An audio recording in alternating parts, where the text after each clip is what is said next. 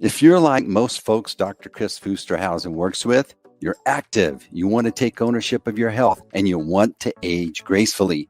The problem is there is so much conflicting information out there about health and wellness, it's tough to know who to trust. Most providers are limited by what insurance will approve, so it can seem like they're only able to help you manage your health decline with more meds. On the Dr. Kris Life podcast, you'll learn how you can regain your confidence in your health journey.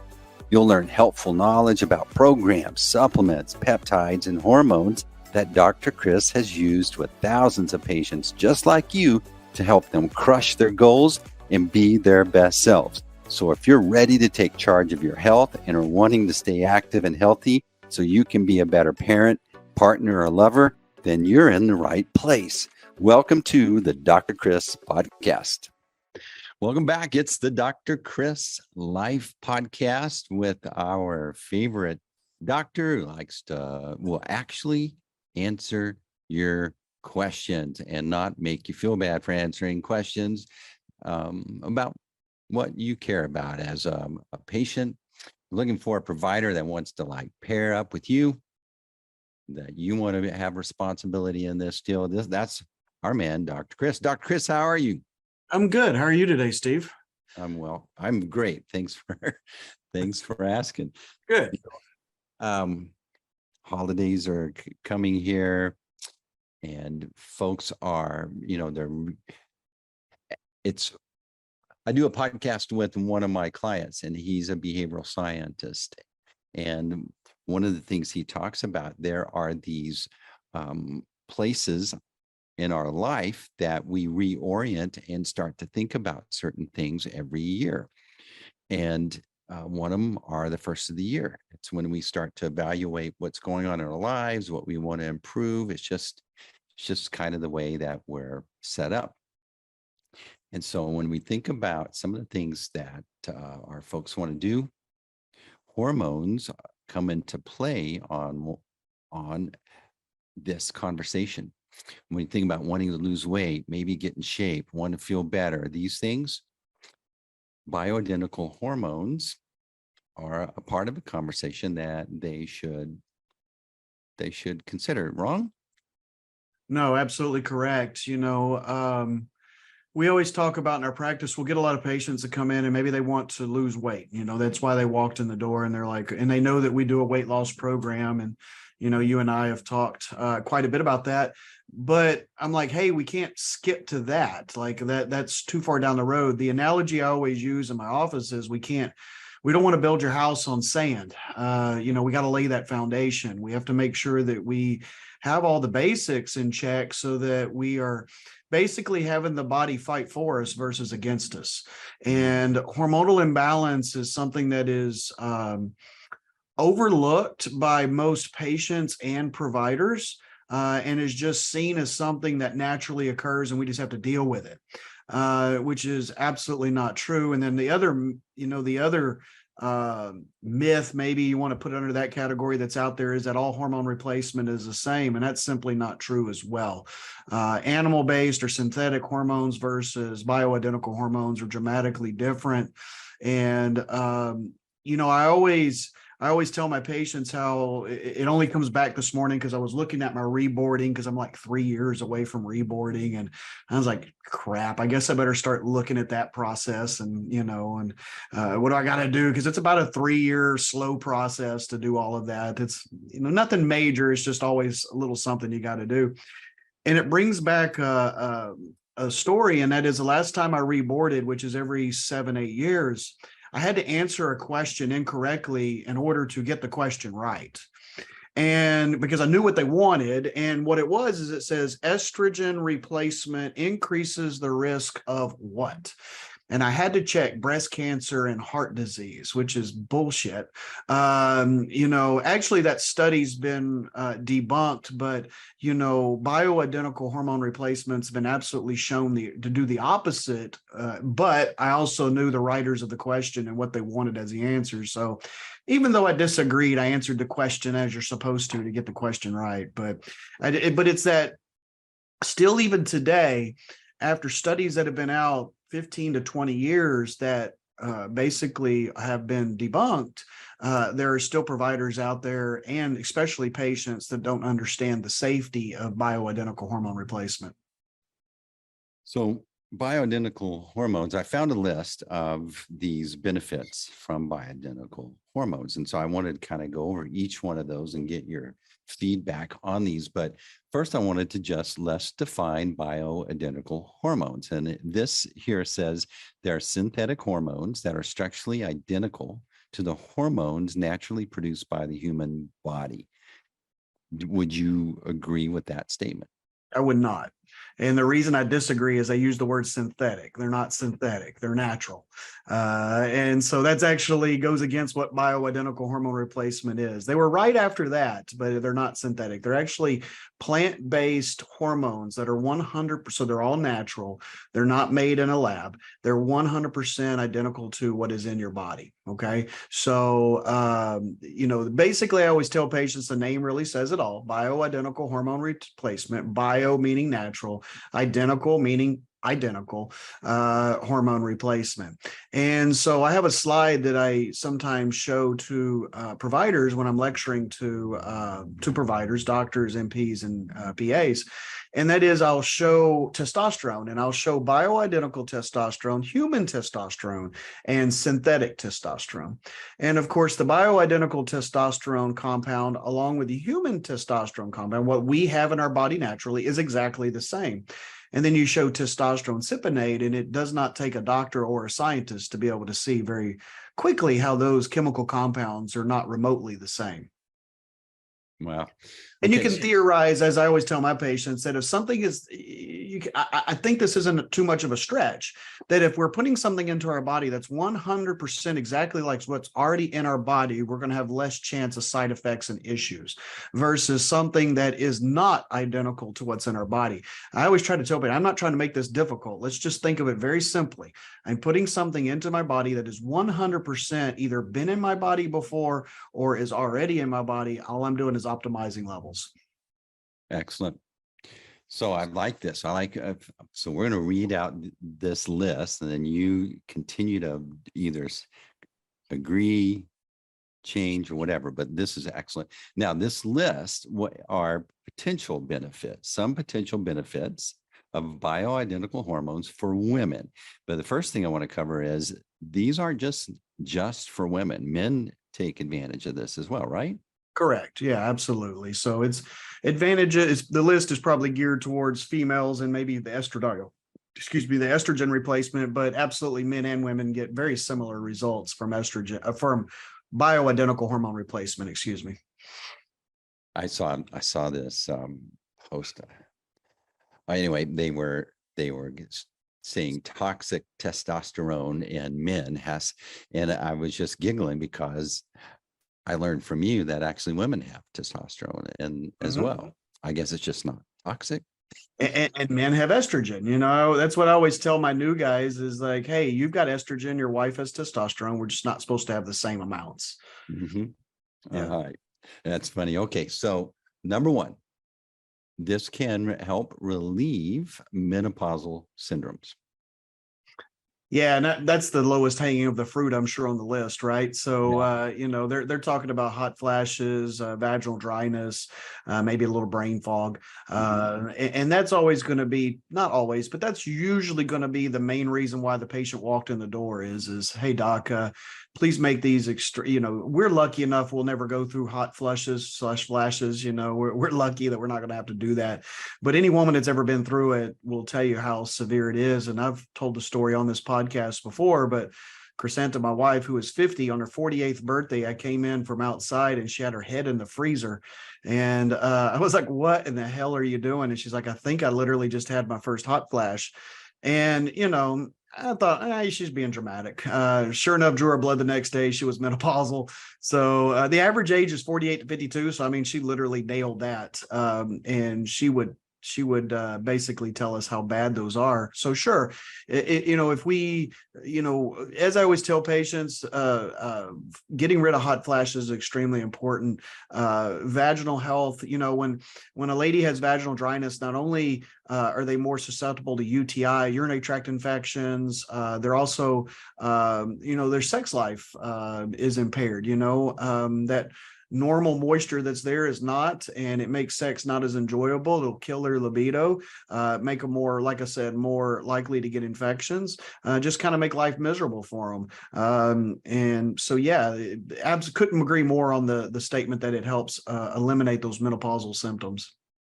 Yeah, you were talking, I remember sometimes I've gotten sick. I was about to throw up, but I had this big crash of sweat, and it's really unnerving. It knocks you off balance. And I Yeah. can't imagine that experiencing that on a regular basis. Yeah, especially multiple times a day. Yeah. Okay. Improve sleep. Yeah, again, this is kind of the general concepts that I always tell patients is that the first things is hopefully the hot flashes are going to go away.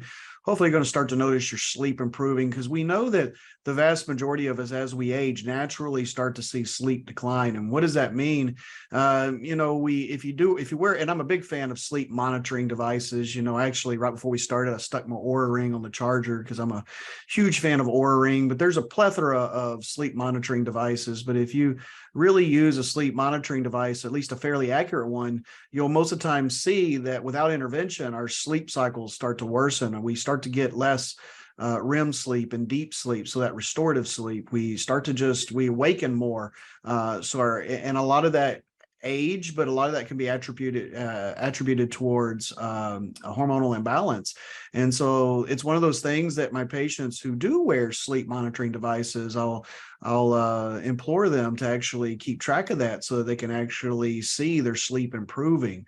Because it's hard just to subjectively say our sleep is improving. Oh, yeah, I think I'm sleeping better. Well, that's great, but I love objective data like the sleep monitoring devices, and we'll absolutely see that deep sleep, REM sleep starting to increase and less interruptions at night. And that doesn't even go down the path of like sleep apnea, because if we've let ourselves get overweight because our hormones are imbalanced, which that may be on your list, weight gain, but we can lose weight if we balance our hormones. Which if we lose weight and we don't have as much sleep apnea, that's going to help our sleep as well. So it can help it in a multitude of ways. Yeah, this says reducing night sweats as well. So yeah, just feeling better, right? So these poor ladies, and and I would throw thyroid into that as well. But monitoring and managing the thyroid as well, you're just going to have these patients have less hot and cold intolerance, so that they just sleep better. All right. Increase sex drive. Bioidentical hormones can help to increase sex drive, which can improve sexual satisfaction and intimacy. Yeah, and again, this obviously is for men and women, but again, specifically physiologically, if a lady has vaginal dryness, it's pretty rare that she has a great libido just because sex isn't comfortable. So again, restoring that vaginal flora is going to be very important for overall libido. But then just, some ladies come in and they're menopausal, but they don't have vaginal dryness. Not every female does, but they'll start to notice that kind of internal libido starting to come back, because it's just kind of common. I'm not going to say it's normal, but I want to say it's common for men and women, actually, not just women, to start seeing their libido dip off. And actually, I don't know if you've ever seen this show. We were watching it last night, called White Lotus on HBO. We just started watching it, and it's like the third episode, and this guy's been married to this girl, and he's like, you've been married to her for 22 years, and you look at her and it just looks like a bowl of worms. You don't want to have anything to do with her. And I was like, God, I hope that's not, thank God that's not real. But I think a lot of people, as they get older, they start to lose their intimacy with their mate, their significant other. And as I always try to tell my patients, sex isn't a dirty word in our office. And also, I truly, truly believe intimacy is crucial for healthy relationships as we age. And I don't know about you, but I don't want to give that up, and hopefully ever, but damn sure no time soon at 50 years old. Yeah, exactly. All right. This one says improved mood. Bioidentical hormones can help to improve mood and reduce symptoms of depression and anxiety. True or false? True. And they're actually the stats, actually the company I work with, BioT, actually followed these stats for hundreds of thousands of replacement pellets. And they actually found that 66% of patients who suffer from some form of anxiety and or depression, 66% of those patients that went from hormonal imbalance to balance saw some to significant improvement in their depression anxiety. So I always try to tell patients, I'm not saying it's necessarily going to fix your depression anxiety, but I always try to dig a little bit deeper. And if a patient tells me, hey, I'm 50, I've been depressed off and on since I was 15. Well, that patient may truly be biochemically different and probably is going to suffer with depression, anxiety their whole life. But you'll be surprised how many people you talk to and like, wow, I've never really had depression and anxiety till the last couple of years. And I don't really have any reasons for it. I haven't had any trauma, any recent trauma. My marriage is stable. I'm financially sound. And those are the ones I find a high rate notice dramatic improvements in their mood. And we do symptom checklists quite frequently with our patients. So before we start hormone replacement, when they come back for their visits, we do these symptom checklists, or even if a person says, I don't think it's working for me, we'll have them do a symptom checklist, because you'll never remember the answer to those 20 questions that you did 6 months ago, what you put, and it's funny because 8 out of 9 out of 10 times, they'll be significantly better on their symptom checklist, even though they don't think they feel better. And that always makes the patient at ease when they can see, oh, I guess I was a lot worse off, because sometimes they're just unrealistic expectations. But absolutely, maintaining hormonal balance has a very good chance of helping depression and anxiety. I think oftentimes maybe they wouldn't admitted they were depressed, or but they would say, yeah, people say I'm grumpy or more grumpy, but I think sometimes they're depressed and don't know it. Yeah, and it's hard to admit that, right? I think sometimes they know it, but it's hard to admit it. It's kind of admitting a weakness, but that's okay. And then, like I said, sometimes we just get so used to how we feel that we don't know anything different. I've had some patients look at their labs and they're horrific, and because their spouse drug them up here or something like that, and they're like, well, I don't know why I'm here. I feel great. And I'm like, Jesus, you shouldn't feel great with these labs. And then you go ahead and correct some of those things. And then they're like, oh, I guess I didn't feel as good as I thought I did. Because we can get very used to how we feel, good and bad. Sometimes when you feel bad and then you feel really good and then you get used to feeling good, you think you don't feel good. I mean, it's just one of those things that we have to make sure and just keep on top of it. All right. Next is increased bone density. Bioidentical hormones can help to increase bone density, which can reduce the risk of osteoporosis and fractures. Yeah, this is actually one of my favorites. And so this is a very under discussed topic. So osteopenia, the loss of muscle mass, bone density, osteoporosis, the actual disease of thin bones that make you very, very likely to fall and fracture. And we know that when we get into geriatric status, that if we fall and break a hip or have a major fracture, the chance of death, or at least a major change in the function of how we live out our life, is dramatic. And I think everybody who's probably listening who's over 40 has been affected some way by somebody who fell and fractured and their life was never the same, or they died. And so bone density is extremely important. The main way bone density is treated in America right now is a class of medications called bisphosphonates. And the bisphosphonates are not an optimal class of medications. They do have some significant GI side effects. And guess what increases bone density better than bisphosphonates? You already probably know the answer. Bioidentical hormones. Yes, actually, testosterone and estrogen combined actually are better bone builders than bisphosphonates. So we can give the patient something that has little to no side effects, actually all pretty much positive effects. The side effects are minimal and we can manage if a patient even has them. But yet every day, thousands of scripts of these bisphosphonates are written. It's just one of my pet peeves that we could be treating these patients naturally for their bone loss, or even better, getting Betsy before she becomes thin on bone, putting her on hormone replacement, and then hopefully she never has to worry about that problem down the road. Because most of these patients, why are they actually getting osteopenic or porotic and penic and then porotic? loss of muscle mass, as we've always talked about. It goes back to sarcopenia. So it starts at sarcopenia, the loss of muscle mass. Then we deteriorate to thinning bones, to actually pathologically thin bones, osteoporosis. And then at that point, it's very hard to back out of that situation. As I tell patients, we're really stabilizing and trying to prevent worsening. But we can improve it. I'm not saying we can't, but it's difficult. Where we do our best is where we prevent Betsy from ever going down that path. Wow. And then again, this is something that your body produces itself. For whatever reason, it's not producing it like it used to. And I like to think about this is just sending an email to that part of the body to just produce more of this. I'm thinking of that as peptides, but this in a way is Similar. We're just replacing, though, in this situation, we're actually just replacing it, unlike a peptide, but we are replacing something that was already in the body. Its levels have naturally dipped. I think that's a good question of why do my hormones deplete? Well, unfortunately, when we were kind of created, we were only meant to live about 50, 55 years. Okay.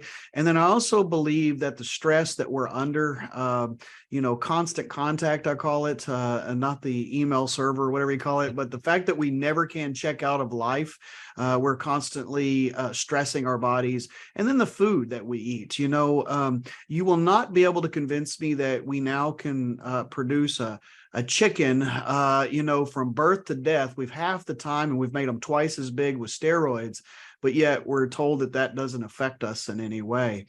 And even though you can try to do really good at home and, eat, good, clean foods, most of us are still going through drive-throughs and restaurants, and, the quality goes out the window with that. And so I believe all of those things come together as to why we're depleting on hormones so early now. Oh, and also take out the fact that for most of us, we're not labor-driven humans anymore. Used to, maybe Bill ate poorly, but he actually went and worked out in the field all day, and he came in and he ate, chicken fried steak, but it was meat that was produced on his property, and vegetables that were grown in the ground, and all of these different substances weren't used on them. And plus he burned off all of those calories after a hard day's work in the field. Wow. Okay, here's the next one. Improved cognitive function. Bioidentical hormones can help to improve cognitive function, including memory and concentration. I'm reminded of Crescenta's kind of her testimony of going on this. Yeah, again, we always talk about things that help with bioidentical hormone replacement like today, but long term, we also know that our estrogen deficient females, in other words, menopausal females who've not replaced their estrogen, are at a significantly higher risk of dementia, Alzheimer's disease as they age. So estrogen has somewhat of a neuroprotective effect on the brain, as well as other peptides. And so we know that when females are just like, it's fine, I'm just, my hot flashes went away after a couple of years, I'm okay, I don't care if I have sex anymore. Well, it's not just that, it's also our cognitive function that is really negatively affected by the lack of hormones. And so short-term patients will usually say that they feel like the brain fog is lifted and they're actually thinking more clearly, but long-term, we're lowering the risk of dementia. Wow, that's huge. Several people in my family have struggled with that, and it's so hard on not just the victim, but the folks that take care of them. Yeah, it's going to be a major focus for research in 2023 is really, with all the new data and all the new testing that we have and the new treatment protocols that we have now for high risk patients for dementia, that we can now we can find and we can actually, test them and figure out very early that they're very high risk, that we can actually intervene with those patients before they get down the road, because we simply know that 40% of Alzheimer's disease is in our hands. This thought, and it's absolutely a thought with most Americans, is that, well, if I'm going to get dementia, I'm going to get it, and it just is what it is, and I don't want to know about it. Well, there's 40% of that's actually in your hands, and there's proven facts that, you can have two identical twins that obviously are the same genetically, and one, they live the same length of time. One develops dementia, one does not. Well, that proves that, there has to be something more than just genetics playing a role in this. Wow. All right. Next on the list, reduced risk of heart disease. Bioidentical hormones can help to reduce the risk of heart disease, which is a major cause of death in women. So another one of the probably most common myths that we have to dispel when it comes to bioidentical hormone replacement, specifically testosterone replacement, and that is that testosterone is bad for the heart. And so that's, again, I still hear that the most from providers, and I hear that the most from patients. Either they've read it or their provider at some point has told them, well, be careful of that testosterone, it's going to give you a heart attack, and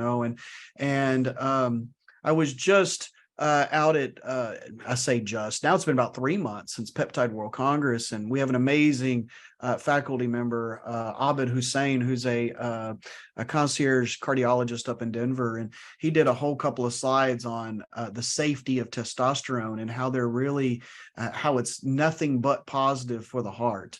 All of that old stuff that's been floating around has been dispelled. All the studies are clear that testosterone is safe for the heart and actually improves heart function, doesn't actually hurt heart function. Now, sure, just like I always joke, just like water, we can actually drink too much water. We can get water intoxicated. It's really hard to do, but you can. We can take way too much of testosterone and we can harm the heart. And when you hear of these things with guys, we got congestive heart failure and things like that, these are people who are abusing it, and that's what I always say is nearly everything in our life has safe levels that we can do of it and unsafe levels that we can do of it. My car, if I'm driving at speed limit down the road, chances are I'll be okay, although something could happen. But if I'm going 180 down the road, well, I'm raising my risks of a negative outcome. And so, these things that you hear about testosterone in the heart in a negative way are related to people abusing testosterone, which is not what we're advocating in any form or fashion. So when we're mentioning these bioidentical hormones, generally these are little pellets that you put under the skin. Yeah, that's typically how we do it. We're a majority of our patients are pellet patients, and so we place bioidentical hormone pellets under the skin. But you can also do it in gels, creams is the other way to do bioidentical testosterone.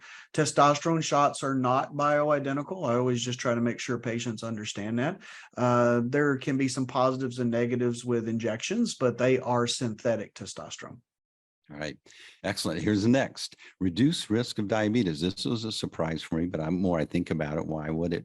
Bioidentical hormones can help reduce risk of type 2 diabetes, which is a common health problem in women. Yeah, pretty simple. You just have to look at it from the overall view, right? Hormonal balance is going to improve cellular function, just like some of our peptides do. We're going to be able to maintain weight better. We know that becoming overweight is a major reason why we become insulin resistant. Insulin resistant turns into diabetes. And so anytime we're improving overall function, cellular function, just how the body does, I always tell patients, I was the first hormone replacement patient into practice because I was patient number one, and I was very overweight, and it wasn't just bioidentical hormone replacement that fixed me, but it was probably 60-70%. Then when I combined that with a proper diet and a new exercise program, I lost dramatic weight. My insulin resistance went away, and I haven't seen it again in 16 years, because everything is operating well. So yeah, absolutely. We can, when I get patients in here that are insulin resistant, I always tell them we need to first balance your hormones, and then we might need to add on like maybe a semaglutide or something like that specifically treats insulin resistance. But if we use a semaglutide without the hormonal balance, we're not going to get the same results. So this is really a 2 + 2 kind of equals 6 scenario, that we need to make sure that we balance those hormones so we're able to get that synergistic effect together with other peptides. Cool. Here's another one. Improve skin health. There's 2 more here. So improve skin health. Bioidentical hormones can improve the health and appearance of skin, reducing the appearance of wrinkles and other signs of aging. Yeah. So, especially estrogen deficiency, it's one of the things that I tell ladies all the time. Do you feel like you've aged aesthetically rapidly since you become menopausal? And then nearly universally, they'll say, yeah, I felt like I was doing pretty good. And then I had my hot flash, and 2 years later, my face looks 10 years older. And that's because that estrogen has a major effect on our collagen elasticity. And so as that estrogen has gone longer and longer for females, they start to get more sagging and drapiness of the skin. And so it's another reason why a lot of times I'll diagnose females as early menopause. And maybe they're like, well, I'm not having hot flashes or vaginal dryness. Maybe we shouldn't treat it. And that's one of those I always talk about, like, we can treat now and preserve the skin. And that's nearly always the selling point. Like, okay, yeah, you got me. Let's protect the skin. All right. So then we've got this one left and then one surprise one for Dr. Kris. We'll see if you can dance with that. So, all right. Reduced risk of cancer. Bioidentical hormones can help to reduce the risk of certain types of cancer, such as breast and ovarian. Okay, so the second biggest thing that we hear negative about hormone replacement after heart issues is cancer risks. And so there's two long-term studies now. The last one came out in 2021, so about a year ago, that proved that so it's specific to pellets, but that's where the studies were done. Both studies had thousands of patients in it. Both came out with the same results. And by the way, breast cancer is the big topic because so many providers believe hormone replacement causes breast cancer. And so what they saw in this study when they used testosterone and or estradiol estrogen pellets in these patients is they saw a 40% reduction in breast cancer. Reduction. Okay. So they lowered breast cancer 40% in these patients. So when patients come in and tell me, am I raising my risk of breast cancer? I'm like, no, we're lowering your risk of breast cancer. Does that mean you can't get breast cancer? No, ma'am, it does not. But it means you're 40% less likely to get it than if you didn't do these pellets.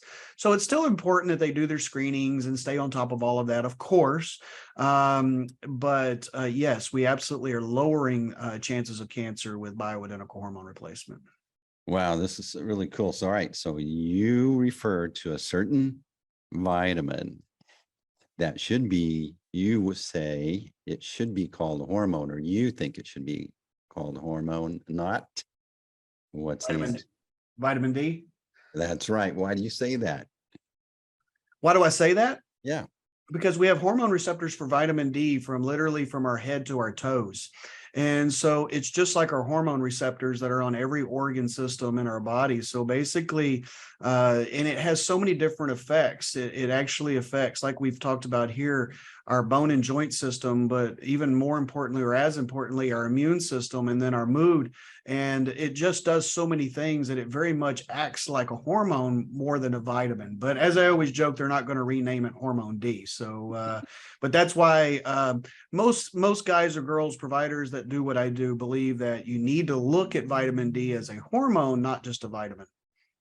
All right. Excellent. Great. So I think you're going to pass your boards without a problem. If only that's what it was about, right?